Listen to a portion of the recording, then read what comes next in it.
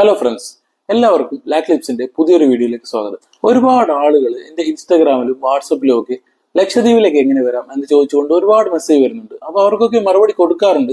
എന്നിരുന്നാൽ തന്നെയും വിശദമായിട്ടൊരു വീഡിയോ ചെയ്യണമെന്ന് തോന്നി, അതുകൊണ്ടാണ് ഈ വീഡിയോ. നമുക്കറിയാം, പൃഥ്വിരാജിന്റെ അനാർക്കലി സിനിമ ഇറങ്ങിയതിനു ശേഷം, അതുപോലെ തന്നെ നമ്മുടെ ഇന്ത്യയുടെ പ്രധാനമന്ത്രി ശ്രീ നരേന്ദ്രമോദിജി ഇവിടെ നമ്മുടെ ലക്ഷദ്വീപിലെ ബംഗാരം സന്ദർശിച്ചതിന് ശേഷം ഒരുപാട് ആളുകൾ ലക്ഷദ്വീപിനെ പറ്റി അറിയാനും ലക്ഷദ്വീപ് സന്ദർശിക്കാനും ആഗ്രഹിക്കുന്നുണ്ട്. എങ്ങനെ ലക്ഷദ്വീപിലേക്ക് എത്തിച്ചേരാമെന്നതിനെ പറ്റി അധികം ആർക്കും അറിയില്ല. അത്തരം ആളുകൾക്ക് വീഡിയോ ഉപകാരപ്രദമാവുമെന്ന് പ്രതീക്ഷിക്കുന്നു. എങ്ങനെ ലക്ഷദ്വീപ് സന്ദർശിക്കാം?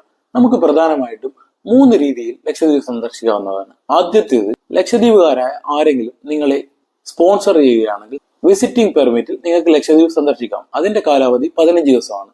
ഈ 15 ദിവസത്തിൽ നിങ്ങൾക്ക് ഏത് ദ്വീപിലാണോ സന്ദർശിക്കേണ്ടത് ആ ദ്വീപിലേക്ക് നിങ്ങളുടെ സ്പോൺസർ ഇവിടുത്തെ ഓഫീസിൽ അതിനു വേണ്ടിയിട്ട് അപ്ലൈ ചെയ്യും. അങ്ങനെ അപ്ലൈ ചെയ്യുമ്പോൾ നിങ്ങളുടെ പക്കൽ പോലീസ് ക്ലിയറൻസ് സർട്ടിഫിക്കറ്റ് നിർബന്ധമാണ്. ഈ ആപ്ലിക്കേഷനിൽ നിങ്ങളുടെ മുഴുവൻ ഉത്തരവാദിത്വവും ഈ സ്പോൺസർ ഏറ്റെടുത്തുകൊണ്ട് ഒരു ഡിക്ലറേഷൻ ഫോം പ്രധാനമായിട്ട് പൂരിപ്പിച്ചു കൊടുക്കേണ്ടതുണ്ട്. ആ ഫോം പൂരിപ്പിക്കുന്നതോടുകൂടി ഈ അപേക്ഷ ഓൺലൈനായിട്ട് അപ്ലൈ ചെയ്യുമ്പോൾ നിങ്ങൾക്ക് പെർമിറ്റ് ഇഷ്യൂ ചെയ്യുന്നതാണ്. കമ്പാരിറ്റീവ്ലി എക്സ്പെൻസ് കുറവാണെങ്കിലും നിങ്ങൾക്ക് വേണ്ട രീതിയിലുള്ള സൗകര്യങ്ങൾ ഒരുപക്ഷെ ഇത്തരം സ്പോൺസർഷിപ്പിലൂടെ കിട്ടിയെന്ന് വരില്ല.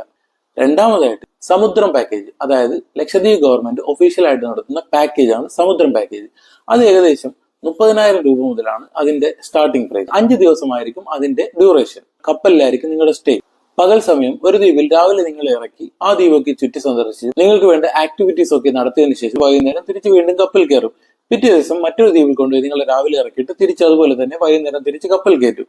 അങ്ങനെ 3 ദ്വീപുകൾ സന്ദർശിച്ച് തിരിച്ച് 5-ാം ദിവസം നിങ്ങൾ കൊച്ചിയിൽ എത്തിച്ചേരും. ഗവൺമെന്റ് ആയതുകൊണ്ട് തന്നെ അതിന്റെ ഫെസിലിറ്റീസ് ഒക്കെ കുറച്ചുകൂടി നല്ല രീതിയിലായിരിക്കും.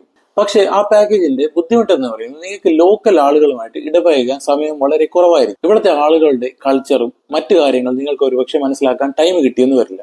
മൂന്നാമതായിട്ട് വരുന്നത് പ്രൈവറ്റ് പാക്കേജസ് ആണ്. പ്രൈവറ്റ് പാക്കേജസ് ഇപ്പോൾ ഒരുപാട് അവൈലബിൾ ആണ്. നിങ്ങൾക്ക് ഓൺലൈനായിട്ട് നോക്കുമ്പോൾ ഒരുപാട് പാക്കേജസ് നിങ്ങൾക്ക് കാണാൻ സാധിക്കും. 10,000 രൂപ മുതൽ 15,000 രൂപ വരെയൊക്കെയാണ് പാക്കേജിൽ പോകുമ്പോൾ ഒരാൾക്ക് വരുന്ന ഏകദേശം എക്സ്പെൻസ്.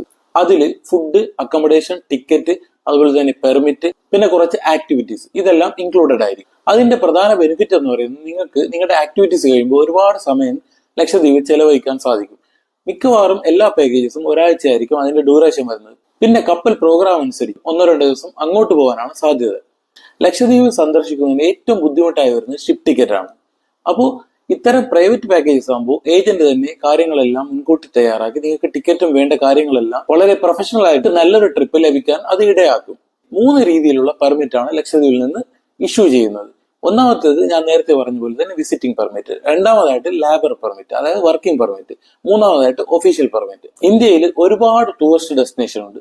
ലക്ഷദ്വീപിന്റെ പ്രത്യേകത എന്ന് പറയുന്നത് ലക്ഷദ്വീപിലെ പ്രധാനമായിട്ട് ലക്ഷദ്വീപിലെ കടലാണ്. ഇത്രയും ഭംഗിയുള്ള കടല് നിങ്ങൾക്ക് ഇന്ത്യയിലെ ഒരു സ്ഥലത്തും കാണാൻ സാധിക്കില്ല. അതുപോലെ തന്നെ ഇവിടുത്തെ ആളുകളുടെ ഹോസ്പിറ്റാലിറ്റി, അത് തീർച്ചയായിട്ടും നിങ്ങൾ അനുഭവിച്ചറിയേണ്ട ഒരു കാര്യമാണ്.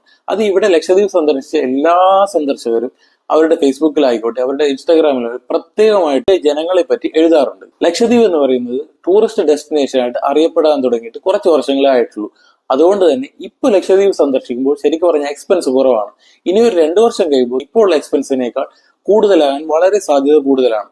അപ്പൊ അതുകൊണ്ട് തന്നെ ലക്ഷദ്വീപ് സന്ദർശിക്കാൻ നിങ്ങൾ ആഗ്രഹിക്കുന്നുണ്ടെങ്കിൽ ഈ സമയം തന്നെ അധികം വൈകാതെ തന്നെ ലക്ഷദ്വീപ് സന്ദർശിക്കും. ലക്ഷദ്വീപ് സന്ദർശനവുമായി ബന്ധപ്പെട്ട് ഇനി എന്തെങ്കിലും കാര്യങ്ങൾ നിങ്ങൾക്ക് അറിയാൻ ആഗ്രഹമുണ്ട് കമന്റ് ബോക്സിൽ കമന്റ് ചെയ്യേണ്ടതാണ്. മറ്റൊരു വീഡിയോയുമായി വീണ്ടും കാണാം. അതുവരേക്കും ബൈ.